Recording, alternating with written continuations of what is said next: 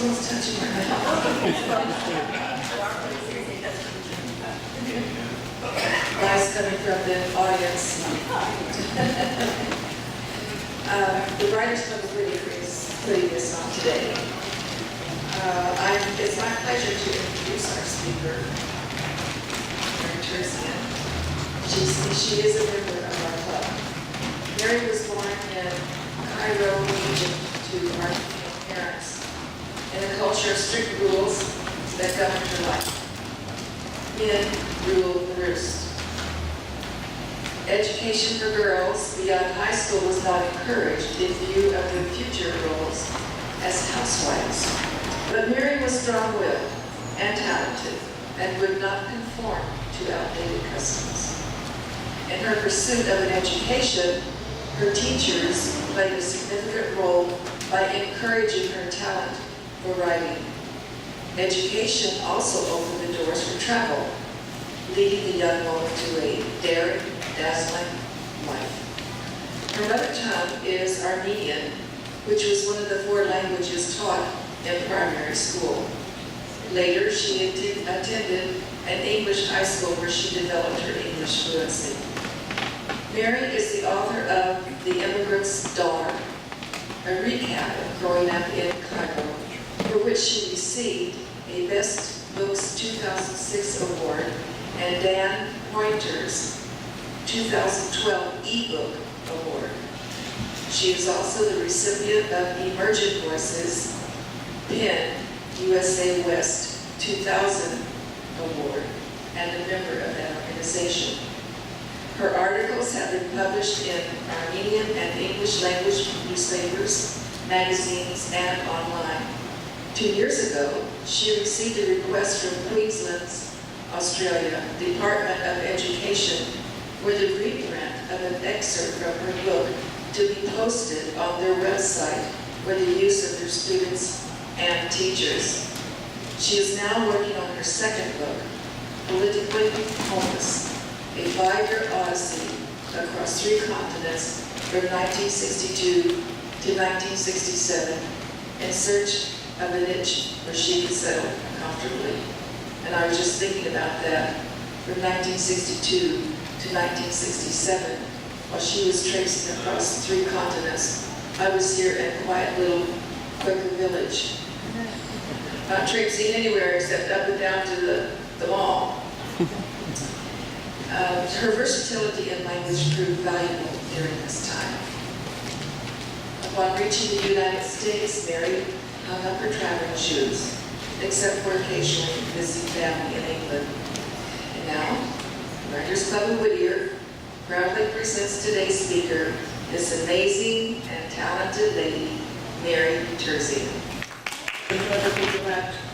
The audacity of hope. That's me. Today I'm going to talk without notes. This is the first time in my life. I've given other speeches, but it's like jumping into the ocean. And you bear with me, sometimes I have to think I've never seen a moment, or sometimes a word in another language will float into my head and I will forget what I'm doing. Okay?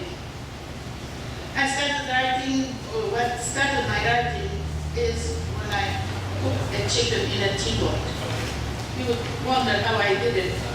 I wasn't at home. I was sent to a seminar, a nursing seminar in Pakistan. There was an Armenian guy there who had been there for 6 months. And he took me out and did all the papers. And then he said, you know, I've never had a home meal.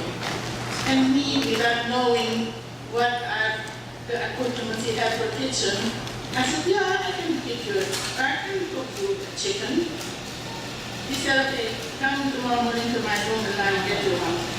I go to his room and wait. He brings a feathered chicken, blood running down from the neck. And I have seen chickens killed and they fly into the orbit. And I didn't want to be in that orbit.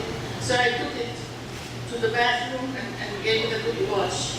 But there wasn't any cooking utensils except the big teapot where they boil the water to have it clean.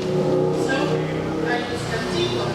First I had to take the feathers out, etc., etc. So I thought it was, after I went home, I funny story.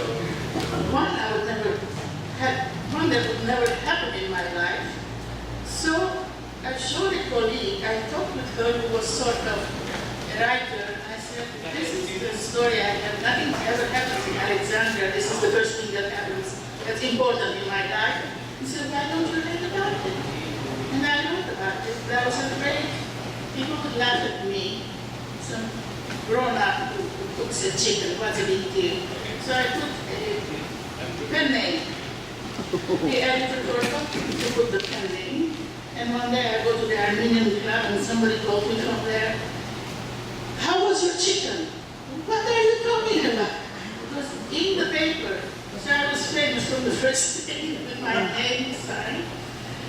A few days later, the editor called me and he said, if you have other stories, please let me know. That's how I started writing in Armenian. But when I came to the United States, I had to write in English. So I didn't have the opportunity. The first week I came, I went to Columbia University, registered myself, was accepted, and was continuing my studies in comparative literature. Marriage interfered, I'm sorry to the gentleman, it didn't work. So 2 weeks later, I came here to Los Angeles. I figured I will never make money writing books. I followed a business course. And the first time I wrote a business report, my boss called me in. He said, this report is wonderful. I was going happy, joy. And then he said, if you're going to write like this, go and look for another job. So I felt that, okay, I was an auditor. I had to use the left side of my brain, and I had to shut the right side of my brain because it interfered with my earnings. But I never forgot.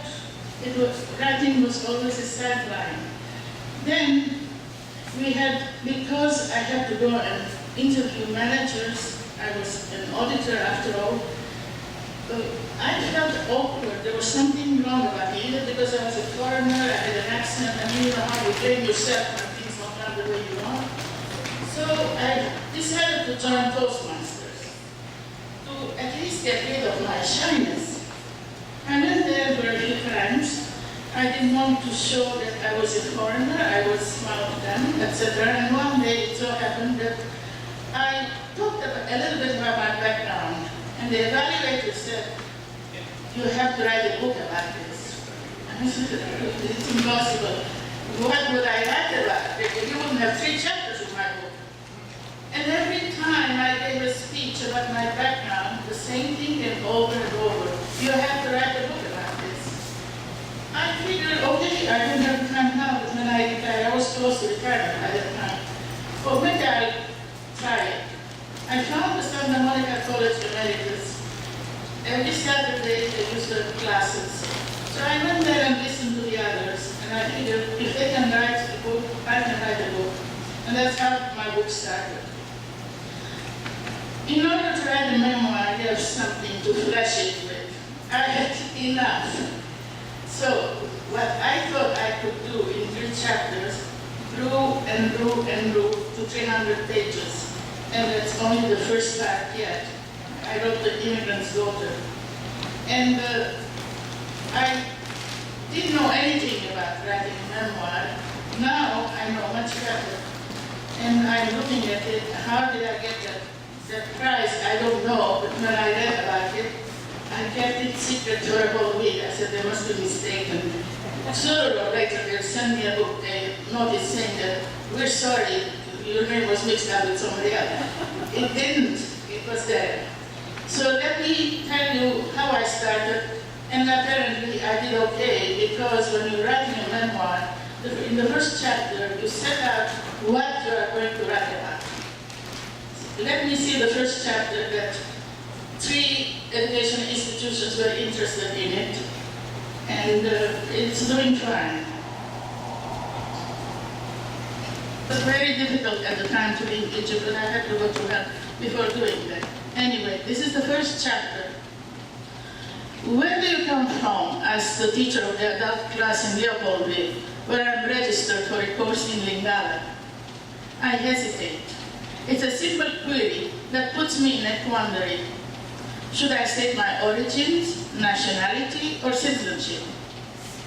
From my mother's womb, I want to tell him in short, but resist the urge.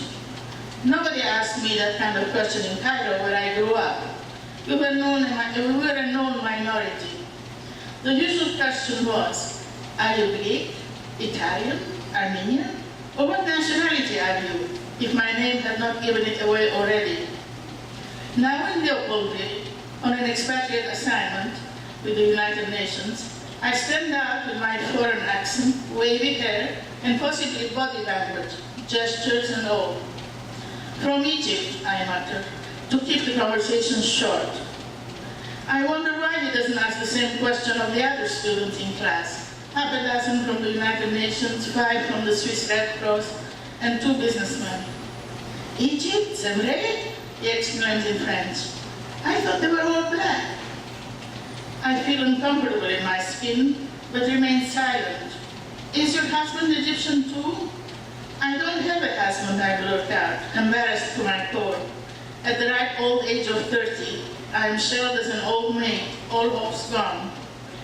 I want to show you to my friend. He has never seen an Egyptian.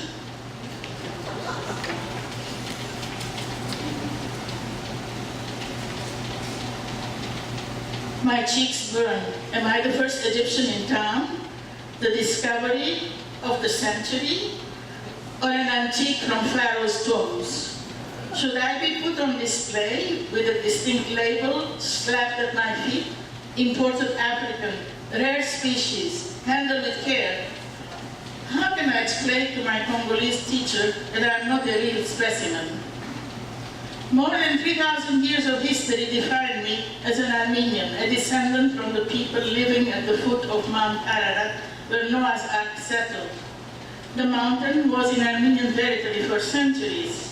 Politics moved it beyond the national boundaries, and we became immigrants.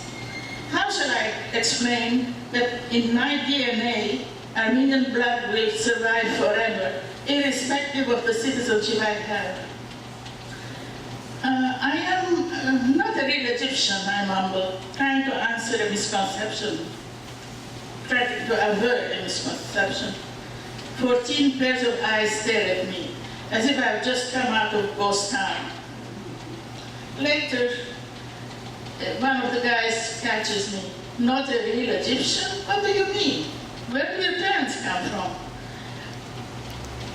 Taking over the quidditch from the teacher, the determination of my nationality takes precedence over Lingala. They come from Turkey. Are you Turkish? Certainly not. Then what do you consider yourself? Good question. I have been a floater all my life, a thin cloud flirting with the sun, daring it rather to disperse me. How can I explain my ethnic longevity? Armenian, I say with a smirk. I know it will not register. Armenian? With an Egyptian passport? It's complicated. I'll explain after class. The teacher takes over. We start the first lesson in Lingala. I sit there like a freak of nature. How did I end up here? So this was the first chapter, and apparently I hit it because when you start writing a memoir, your first chapter must be catching your readers, otherwise they will leave it. Now, since you are talking about language, let me give you a few of the difficulties I have when I speak. My words disperse my thoughts, so be careful. I learned the King's English, not American.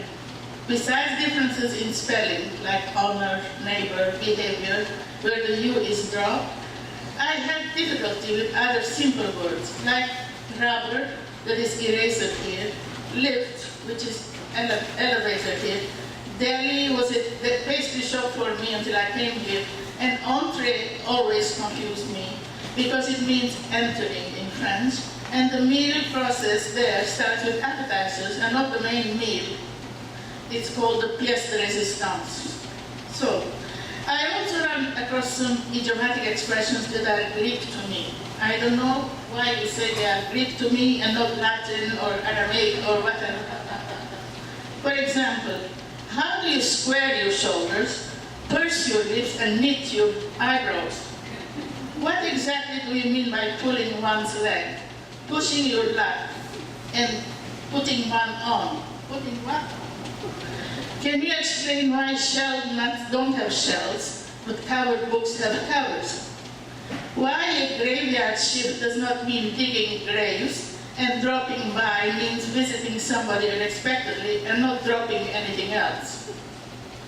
My task becomes more complicated when I translate literally from my ethnic language into English. And that happens when you are learning a new language. You think in your own language and then translate it to the other language that you're learning. And God help you if anybody can understand you. Would you understand if I tell you, don't iron my head? Or ask you, English you speak? Will you understand me if I told you I got out of myself instead of I was beside myself? Or what do I mean when I tell you, you have a place for my head, meaning you are welcome in my home anytime?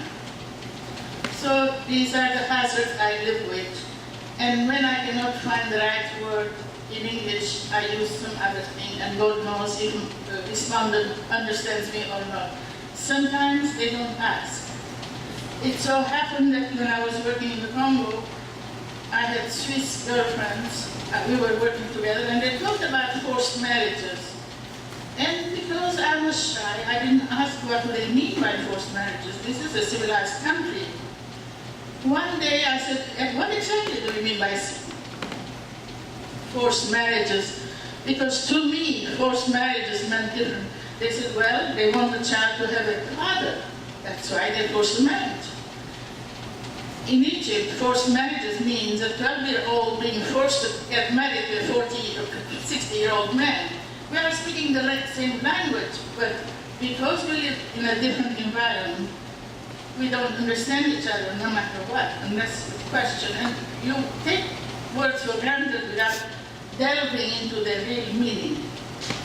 Anyway, coming back to our memoir. A memoir is different from an autobiography. An autobiography is chronological, where the details are given, and you want to flesh it up a little bit with some short stories, short sentences or information to make it interesting. Because usually biographies are dry, at least the ones that I read. In a memoir, you're free to use a time in your life when it was interesting to write about. And before I go there, let me tell you that I have handouts here. And I made it so that it makes life easier because I was in the clouds when I was reading my first book. In general,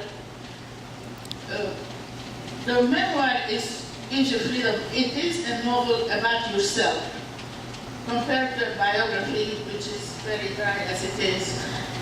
Then you have to ask yourself, why do you want to write a memoir? When did the events happen? Where did they happen, and how do you feel about them? So the questions that you need to ask yourself is, what do you want to do with the memoir you want to write? What is it for? You want to educate your audience? Do you want to entertain your audience? Do you want to become famous? Forget it, for the time being, until you become famous. You want to make a fortune? Forget that one too. You want to leave a legacy? Certainly. You want to make a confession? Very good. You want to teach how to overcome obstacles? That's fine. Any reason is a good reason for writing a memoir, and you can make an excellent job out of it if you put yourself through it.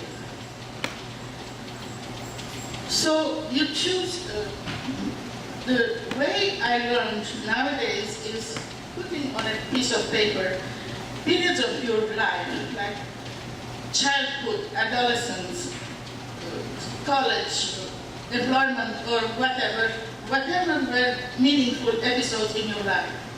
If you will have 6 or 7 columns, under each column, try to find out the interesting points, the things that impressed you for the rest of your life, or caused a change. They call it turning points. So under each column, put the turning points, and you'll find out that there are many stories that tie together, that you have the same feelings and other things that happen to you. Try to find a theme among them, because if a book doesn't have a theme, you will zigzag until you go to the destination. But if you have a theme, the theme will keep you on the subject. And then decide on the scope. What is the scope of the book? Are you going to put the world in it, or your colleagues, your friends, your acquaintances? If you do that, make sure you get, just like any other book, you get the permission of the people that are going to be shown inside. In a memoir, it's particularly important because you are going to write about yourself and obviously about your surrounding, and they will be recognizable very easily. You want to cover the identity in order not to go to the court later on.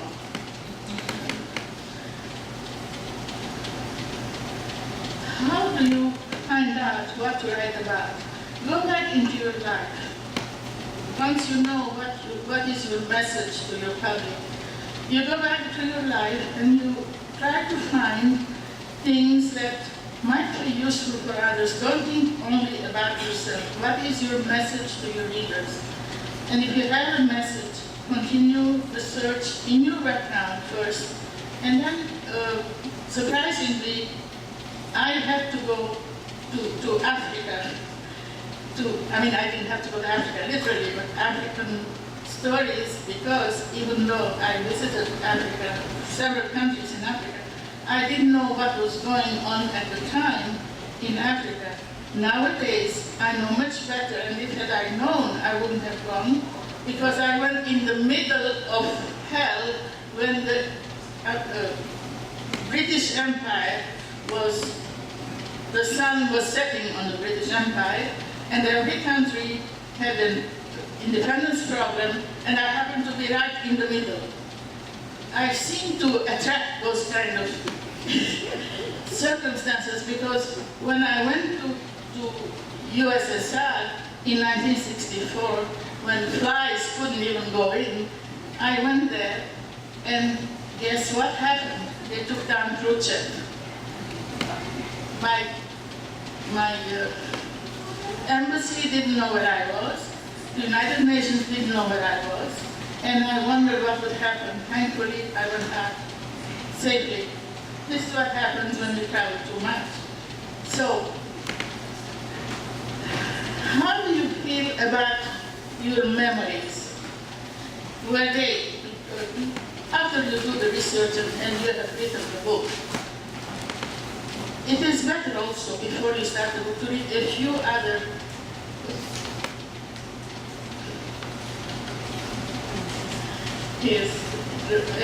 memoirs, because it helps to know what attracts them.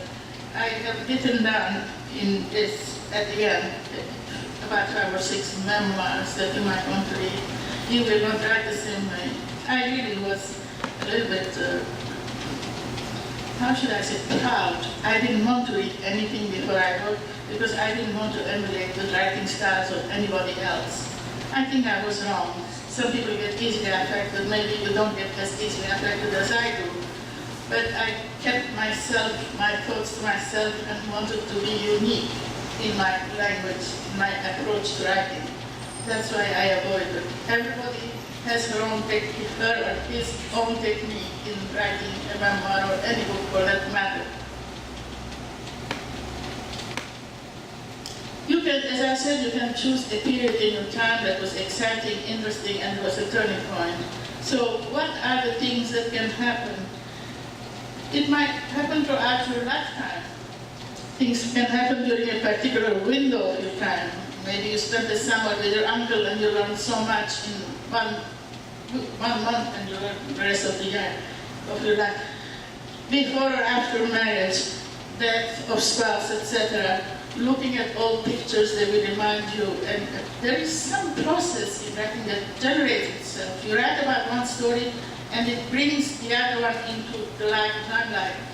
You think you have no memories, just start writing about one, and you will see 100 memories come back to you. So don't worry about not having more than 3 chapters. Those chapters will fill very easily.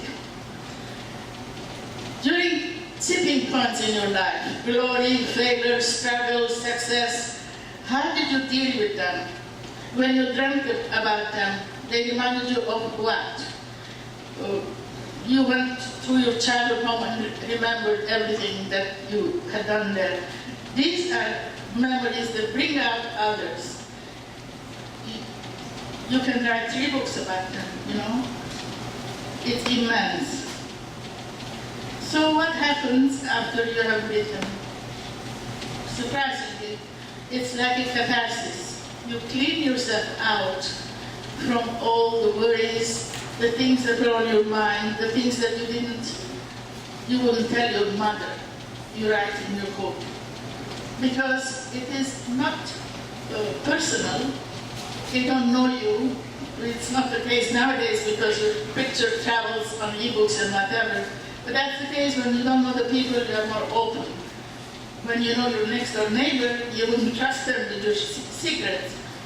The human nature is surprising. I don't know if you all work like me. Then I found another thing on the days when I didn't know how to write. I didn't have any thoughts in my mind. I'm sure most of us started with a pen and pencil. Then we went to the typewriter. Then we went to something in between typewriter and the PC, and now everybody's using a PC. I don't know, is there anybody among you who still write by hand? No. Okay, but when I ran out of ideas, and I found this out accidentally, and I also found out that others do it that way, I figured I was normal after all. When I ran out of ideas, I do what I did when I first started. I write by hand. And my body posture is like this, my head there, and I write. And somehow thoughts flow. Once I had a deadline. I was given 7 days to finish it. For 5 days, I didn't have a thought. On the 6th day, I went back to the old-fashioned way. Thoughts flowed. I did it within 2 hours. So there's my secret. Now, if you want to stand on your head to get your ideas back, please try it. You never know which side of you is better and works faster at certain times, naturally. I would like to read to you the second part, the second book's original, the first chapter, which is, again, I just jump into the subject, and then from then on I try to elaborate it, which also ends up with more pages than I need. My problem is reducing my memories. I don't know if you suffer the same problem. Here's the beginning of the second book. This is about being politically homeless. You may not understand maybe by just the title, but for 5 years I was looking for a place where I could belong. I left Egypt. I didn't want to go back to Egypt, but I didn't know where I was going to end, and that's why I traveled. First it was to see my brother. I hadn't seen him in 16 years yet, gone to Armenia. And the second thing was, where will I find a place where I feel comfortable? So here's what prompts me to choose to do what I wanted to do. Chapter 1, Challenging Destiny.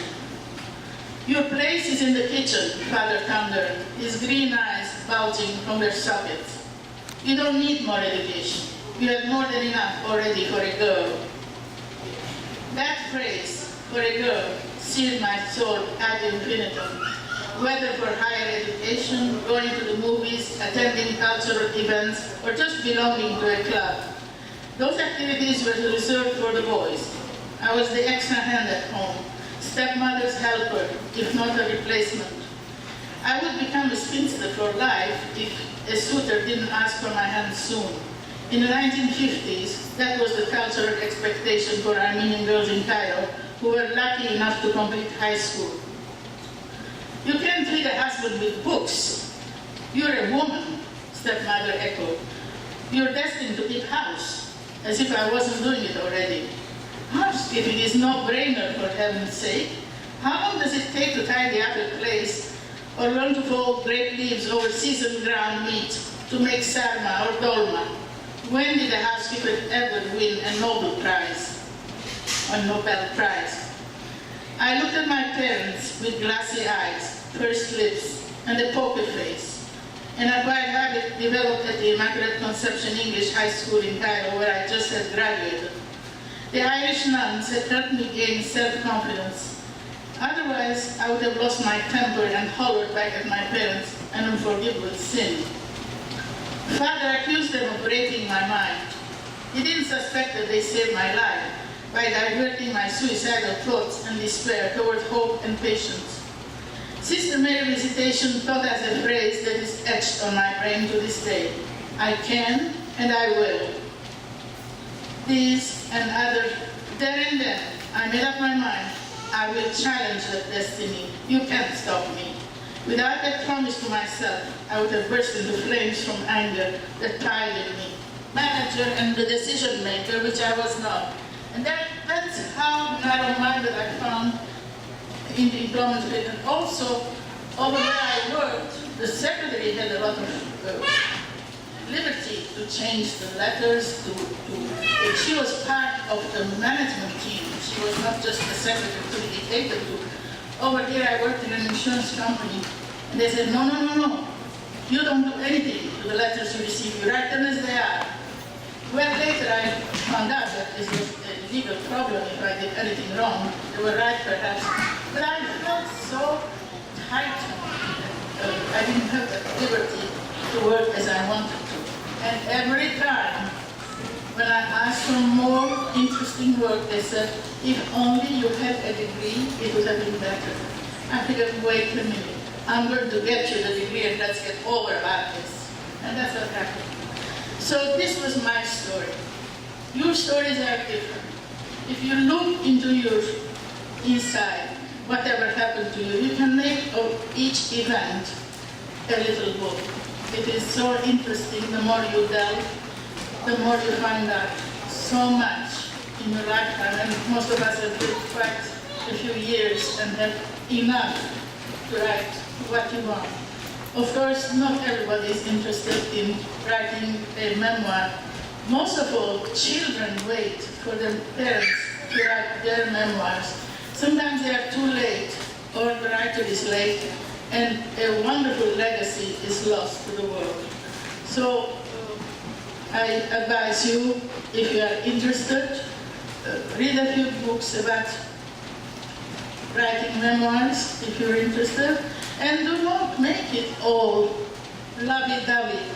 Nobody on this world lives lovey-dovey. We all have problems. Do not be afraid of your problems. Express them. There were so many women who came and hugged me and said, you spoke from my heart. There were gentlemen too. I was surprised. How did they identify with me? But they did, in a way. So it's interesting to see where your book travels and the assumptions they make about the book. When I asked for the Queensland excerpt, when I asked them could I get what they are putting on their website, they sent me about that paragraph that I read, so many questions, and my book was the answer to those questions. Those questions never occurred to me, but apparently they were the right ones, and they made the students think. And that's the whole purpose of when you write a book. You want people to identify with you, to learn with you, to get informed, and to have a lot of fun with it. So, that's my presentation to you. Now, if you have any questions, I'm willing to answer.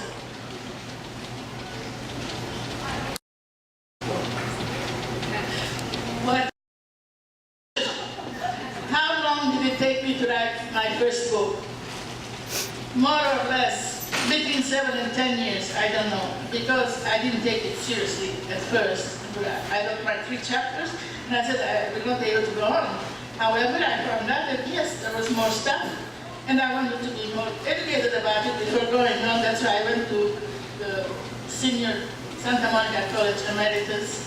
And between that, between travels, between operations, between I don't know what, moves, it took a long time. Finally, I think it took at least 7 years. But this one is going to take a little bit less, maybe 5. If I have enough lifetime, maybe one day I'll write the book in 6 months, but I don't know. I think this is the last one. Yeah. Any other questions? Did I explain everything well? Yeah. Okay, I have. Which one do you prefer more, memoirs or autobiography? Any idea? I will just tell you from the little I know. An autobiography is dry. It's the whatever happened in your life, dates, maybe the era in which it was written and so on. But it is not as interesting. And usually the most interesting part, sometimes it's secret, they don't divulge, they just want to present the public feature, but not the internal. In memories, in writing a memoir, you do not write only about the things that happened to you, but how they affected you, how they changed you. That is the essence of the memoir. You say it from your heart, not just historically or whatever. It has to come from the heart. There was a question with Mr. Frey on Oprah, who had written, there was a question of whether it was a memoir or whether it was novel, so fiction. And he was told off for putting into fiction what really was a memoir or vice versa, something like that. People do make differences. People want to know what really goes on. Not the diplomas, not the titles, but what does the man or the woman in that situation, how does it feel like when these things happen? They want to know because they probably have the same problem, or they want to identify with you when trying to root the root of the aching and whatever it is that they are looking for.